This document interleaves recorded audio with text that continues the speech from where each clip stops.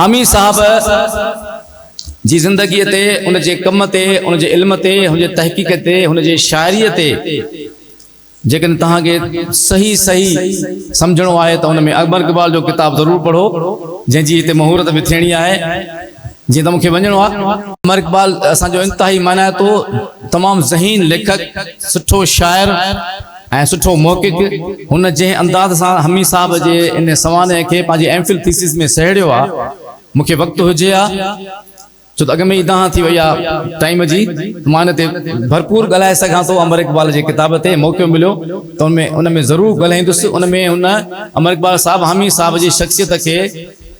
उन जी शाइरी के मुख़्तलिफ़ दौरन में विरहायो आहे ऐं हुन जी शाइरी जा समूरा जेके उन समूरियूं खूबियूं ख़ासियतूं उनमें हिक हिक शेर में इंतहाई गहराई सां उनजो मुतालो थियल आहे ऐं इंतहाई सिंधी अदब जे तनक़ीदी अदब जे हवाले सां तो सवानही अदब जे हवाले सां अमर इक़बाल जो इहो किताब इंतहाई कराए तो इंतहाई अहम किताब आहे।